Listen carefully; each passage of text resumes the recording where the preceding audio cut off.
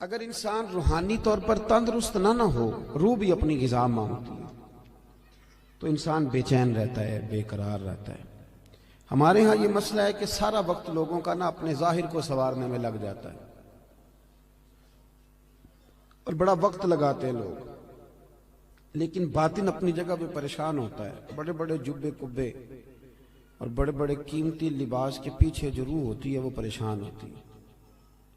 صاحب رسالہ قشیریہ امام قشیری فرمایا کرتے تھے کہ میں نے بڑے سارے لوگ دیکھے ہیں جو تن کے بڑے اجلے ہیں پر من سے بڑے ہی پریشان ہیں، تکلیف میں۔ نبی کریم صلی اللہ تعالی علیہ وسلم نے ہمیں جو دین عطا فرمایا نا، یہ روحانی دین ہے، یہ روحانی دین ہے۔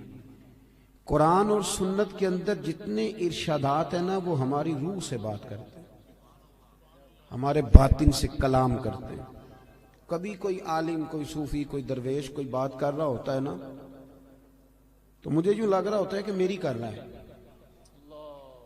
اس لیے کہ وہ بات اس طبیب اعظم کی کر رہے ہوتے ہیں جو دلوں کے طبیب بن کے تشریف لائے ہیں۔ یاد رکھیں اس بات کو۔ قرآن مجید نے یہ فرمایا ہے کہ ہم نے تمہیں نبی پاک صلی اللہ علیہ وسلم دیے ہیں، یہ رسول تمہیں دیے ہیں، تم پر ہماری آیتیں پڑھیں گے اور تمہیں پاک کر دیں گے۔ یتلو علیکم آیاتنا ویزکیکم، تم پر ہماری آیتیں تلاوت کریں گے اور تمہیں پاک کریں گے۔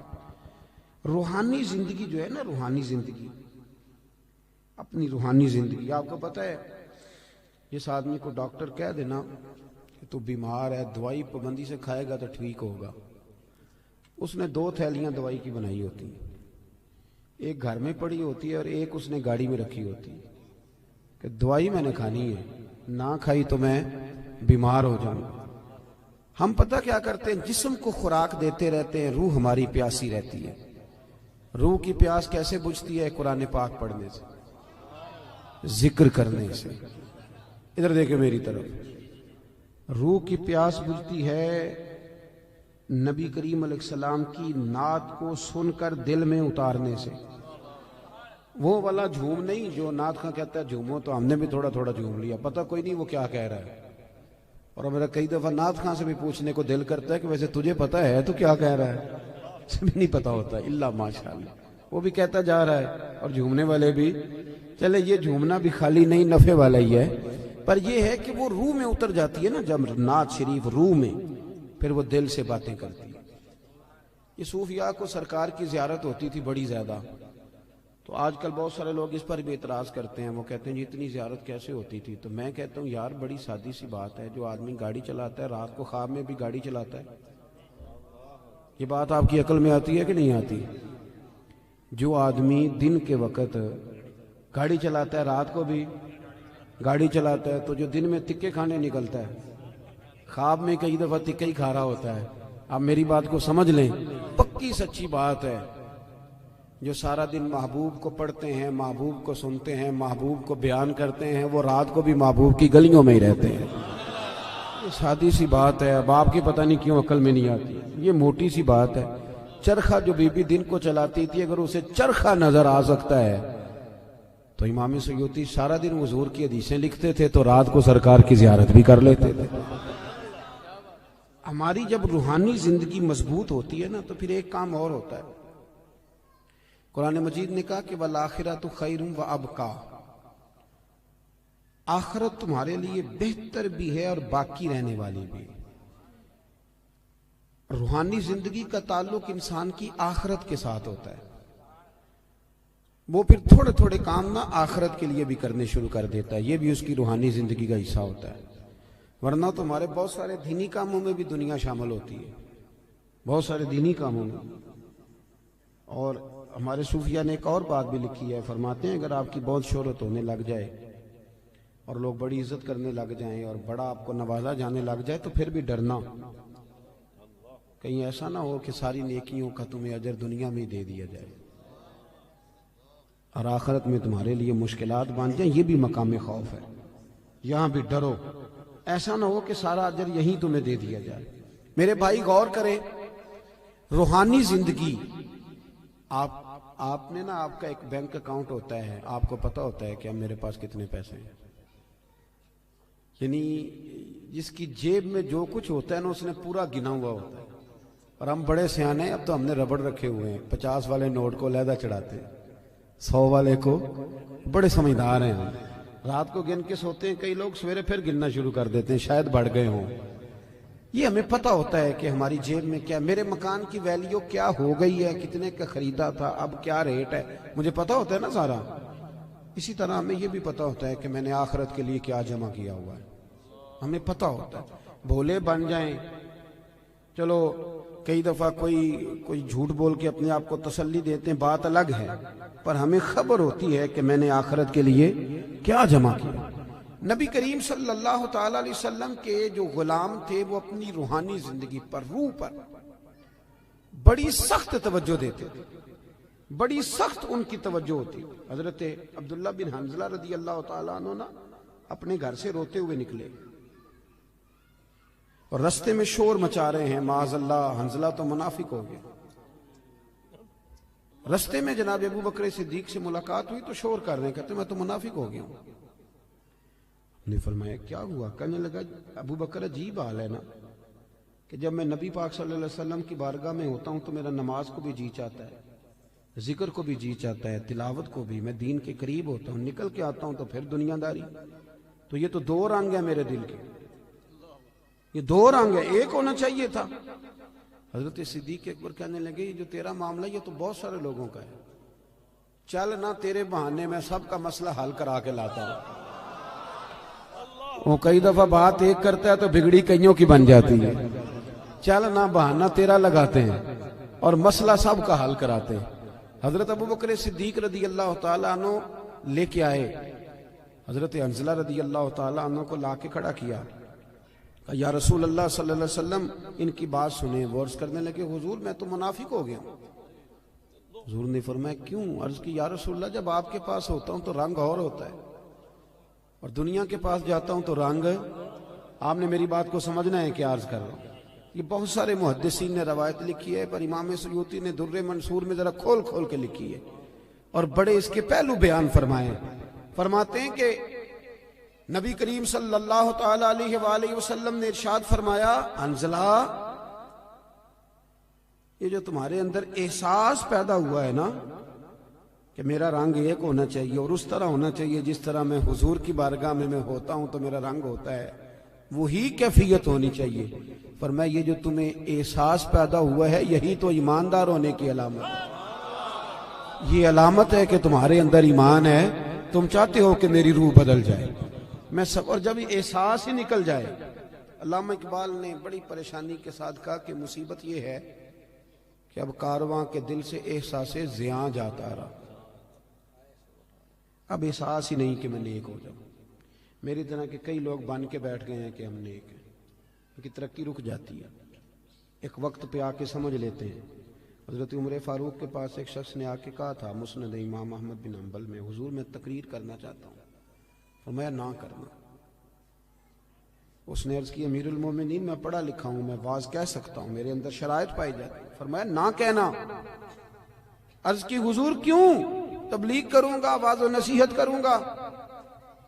جناب عمر فرمانے لگے جب تو بن سور کے ممبر پہ واز کہنے بیٹھے گا تو اپنے سے بہت سارے لوگوں کو گناہگار بھی تو سمجھے گا نا.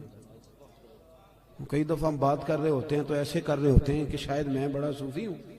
تو آپ نے فرمایا پھر تیری اپنی ترقی رک جائے گی, پھر تو خود پریشان ہو جائے. اپنی روحانی زندگی میں ہمیشہ, حضرت انس بن مالک رضی اللہ تعالیٰ عنہ فرماتے ہیں سرکار ہمیشہ نفل پڑھتے تھے, ہمیشہ نفل پڑھتے تھے, نفلوں کو وقت دیتے تھے, ٹائم دیتے تھے. اکثر اللہ کے محبوب علیہ السلام کی جو حیات مبارکہ ہے وہ بڑی مصروف ہے. 23 سالوں میں وہ انقلاب برپا کیا جو لوگ صدیوں میں نہ کر سکتے. لیکن اتنی مصروفیت کے باوجود بھی اللہ کے رسول رات کو مصلی پہ کھڑے ہوتے. ہماری ہر شے مضبوط ہو گئی, مصلی کمزور ہو گیا. مصلی کمزور, حضور مصلی کو وقت دیتے. حضرت انس بن مالک فرماتے ہیں کہ جنگ میں حضور کے ساتھ حاضر تھا تو میں نے وہاں بھی نرالا انداز دیکھا. لوگ سارے اپنے اپنے کاموں میں لگ گئے. وہ وقت تھا حضور کے نفل پڑھنے کا. تو میری اچانک نظر پڑی تو اللہ کے نبی گھوڑے پر ہی نفل ادا کر رہے، بیٹھے بیٹھے نماز ادا کر رہے. وہ اپنے معاملات میں کبھی فرق آنے نہیں دی. ہمیشہ ہم لوگ کہہ دیتے ہیں، آپ لوگ سن لیتے ہیں، آج کل لوگوں کے پیروں میں ورم کوئی نہیں آتا. اب تو اتنا چلتے کوئی نہیں. اب تو بچے سے کہیں چونک سے ماچس لے آ تو کہتا ہے لاؤ موٹر سائیکل کی چابی. اب کہاں ورم آتا ہے صاحب؟ یہ دور ختم ہو گیا جب کبھی بہت چلتے تھے لوگ. اب تو حاجیوں کو بھی ورم نہیں آتا، اس لیے کہ حاج بھی زیادہ تر اے سی والی بس میں ہی ہو جاتا ہے سارے کا سارا. اب تو وقوف عرفات بھی لوگ بسوں میں کر لیتے ہیں، اللہ ماشاءاللہ وہیں بیٹھے رہتے. اور ہمارے محدثین نے یہ لکھا تھا کہ اپنی جگہ نہ چھوڑنا، وقوف کا معنی ٹھہرنا، ٹھہرے رہنا جب تک اذان نہ ہو. لیکن وہ ٹور آپریٹر کہتا ہے کہ آدھا گھنٹہ رہ گیا بس میں بیٹھو، تو سیٹیں پکڑنے والے ٹائم سے چلے جاتے ہیں، حالانکہ وہاں ٹھہرنا تھا، رکنا تھا. اب کہاں لوگ چلتے ہیں؟ حج میں بھی پیروں میں ورم نہیں آتا، کہیں بھی چھالا نہیں بنتا، کہیں بھی نہیں ٹوٹتا. آپ نے کہیں سنا ہو تو سنا ہو، میں نے اپنی زندگی میں نہیں سنا کہ کسی کے پیر میں ورم آ گیا چل کے یا کوئی کام کر کے یا کوئی مشقت کر کے. پر بخاری میں نے پڑھا ہے کہ سیدہ عائشہ صدیقہ رضی اللہ تعالیٰ عنہ فرماتی ہیں کہ اللہ کے رسول اتنا لمبا قیام کرتے تھے، اتنا لمبا قیام کرتے تھے کہ قدموں میں ورم آ جاتا تھا. قدم مبارک یہ والی سنت کب ادا کرنی ہے؟ اس پہ کب چلنا ہے؟ قدموں میں ورم آ جاتا. اور جناب عائشہ صدیقہ کہتی ہیں حضور ایک ہی رکعت ایک ہی آیت بار بار پڑھتے اور ساری رات بیت گئی. یہ صحیح مسلم میں موجود، ساری رات گزر گئی نماز پڑھتے. صبح میں نے عرض کی یا رسول اللہ صلی اللہ علیہ وسلم، آپ کے صدقے اللہ اگلوں پچھلوں کو بخشے گا، تو آپ اتنی مشقت کیوں کرتے ہیں؟ اللہ نے آپ کو حبیب بنایا ہے، امام الانبیاء بنایا ہے، سید الرسل بنایا ہے، اتنی مشقت. تو حضور نے فرمایا افلا اکون عبدا شکورا. عائشہ تو نے بتایا نا کہ اللہ نے مجھے بڑی نعمتیں دی ہیں، تو بتا میں اپنے رب کا شکر گزار بندہ نہ بنوں؟ ہم نے کب بننا ہے جی شکر گزار بندہ؟ اور ایک بات اور ذہن میں رکھیں، جب بندہ روحانی زندگی اپنی مفلوج کر بیٹھتا ہے نا، اس کی توجہ نہیں نہ نفل سے، نہ ذکر سے، نہ عبادت سے. بڑے میری طرح کے سیانے بندے کو آپ بٹھائیں حجرے میں، اسے کہیں آج کل کون کون مولوی خراب چل رہا ہے، تو 1500-2000 مولویوں کے وہ نام بتا دے گا. آپ کون کون سی جماعتوں میں کیا کیا خامیاں معاذ اللہ ساری گنوا دے گا. توجہ ہے میری بات پر؟ اور جب عصر کی نماز کا ٹائم ہو جائے گا نا میٹنگ کے اندر، تو امام صاحب کہیں گے بھی نماز کا ٹائم ہو گیا، تو ان میں نا 75% لوگوں کو کام یاد آ جائے گا. کچھ ہوں گے اس میں سے 50% جو کہیں گے اسی محلے والی مسیتیں پڑھنی جا کے، باقیوں کا کام. اور آپ تسبیح دے دیں کہ زیادہ نہیں، صرف 5 تسبیح درود شریف کی پڑھو. نہیں پڑھ پاتے. کیوں نہیں دل لگتا ہمارا مصلی سے؟ کیوں نہیں توجہ جاتی ہماری؟ کدھر گیا وہ ہمارا ذوق شوق؟ وہ کدھر گئی ہماری توانائی؟ رسول کریم صلی اللہ تعالیٰ علیہ وآلہ وسلم نے نا حضرت عبداللہ ابن مسعود رضی اللہ تعالیٰ عنہ کو بلا کے فرمایا مجھے قرآن سناؤ. اور حضرت ابی بن کعب کو جا کے کہا کہ میں تجھے سنانے آیا ہوں. نبی کریم صلی اللہ علیہ وسلم کسی سے سنتے، کسی کو سناتے، یہ ذوق رکھتے، تلاوت کا ذوق. حضرت ابو سعید خدری رضی اللہ تعالیٰ عنہ تلاوت کر رہے تھے، حضور تشریف لے.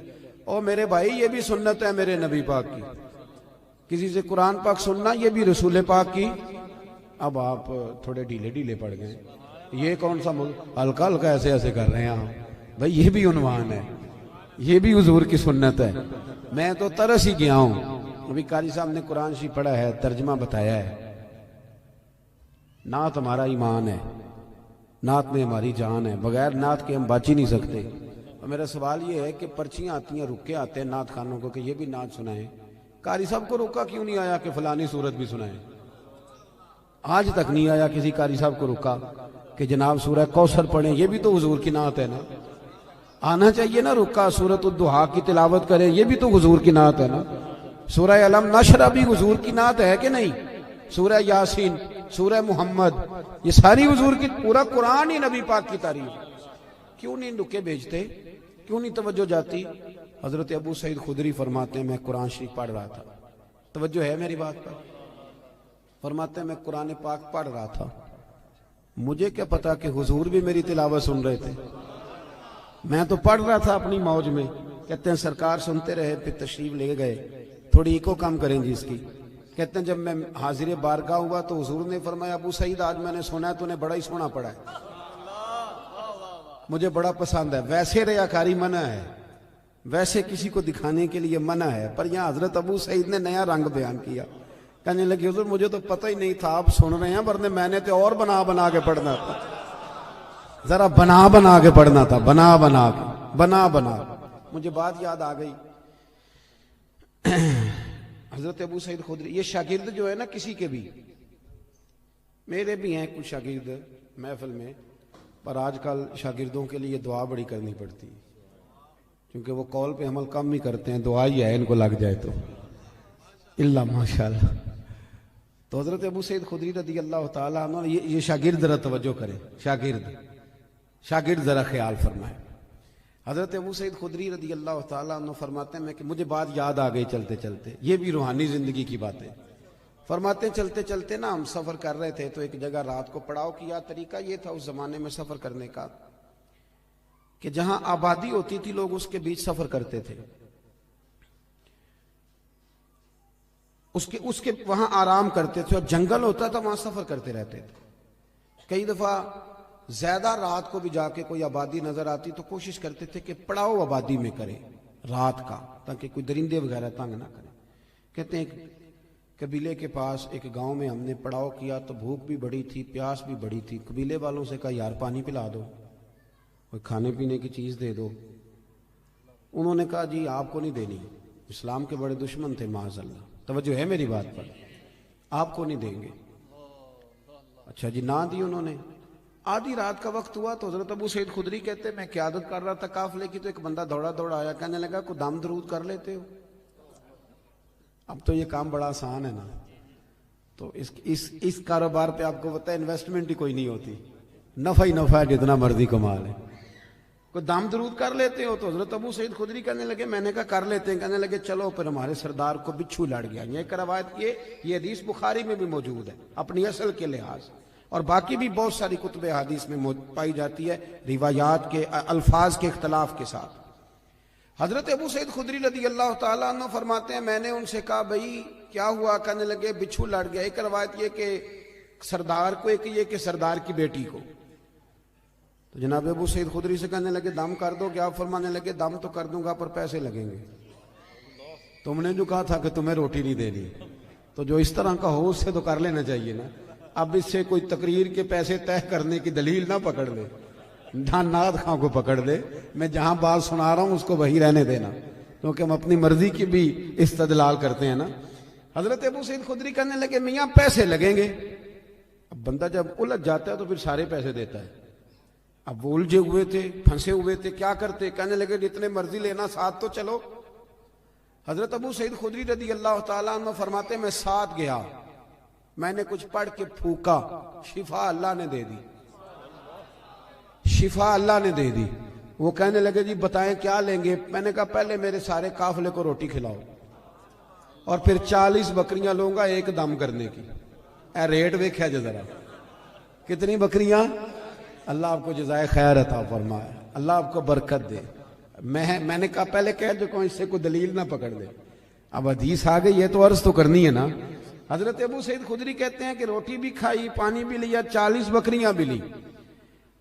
اب صحابہ میں اختلاف ہو گیا، کچھ کہنے لگے لینی چاہیے تھی، کچھ کہنے لگے نہیں لینی چاہیے تھی۔ رائے کا اختلاف صحابہ میں بھی۔ ہمارے ہاں مصیبت یہ ہے کہ رائے کے اختلاف کو مخالفت بنا لیا جاتا ہے۔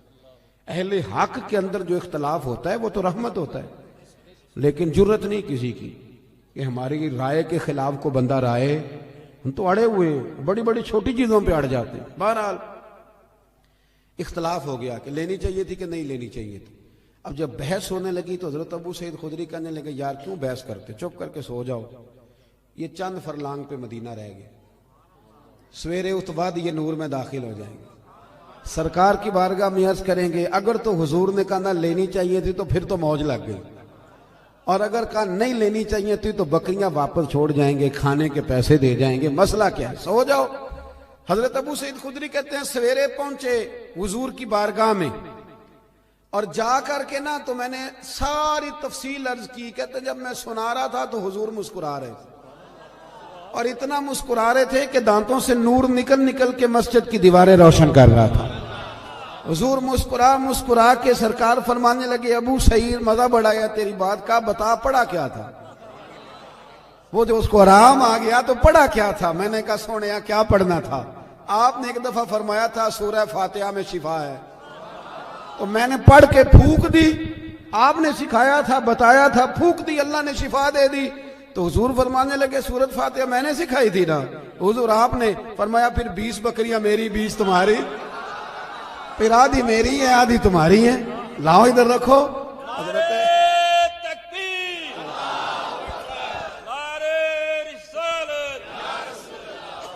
نعرہ حیدری، سیدی مرشدی، سیدی مرشدی۔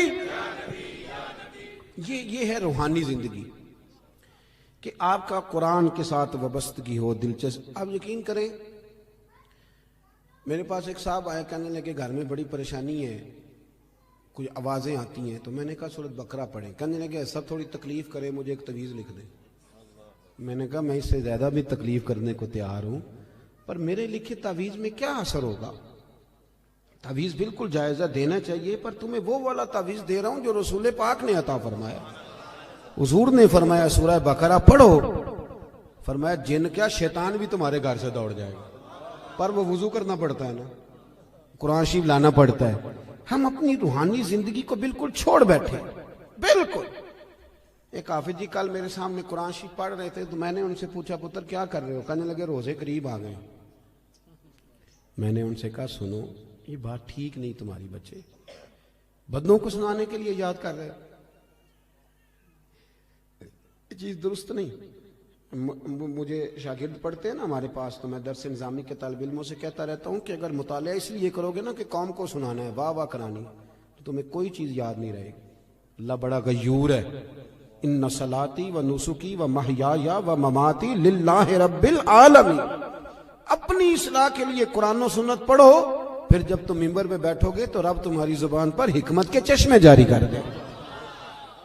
اب قرآن شریف اس لیے یاد کرنے کے لوگوں کو سنانا، چلیں یہ بھی ٹھیک ہے تراویح کے لیے، پر کچھ اتنا بھی تو پڑھے نا کہ میرا اللہ راضی ہو جائے، مجھے سکون ملے۔ اپنی روحانی زندگی پر محنت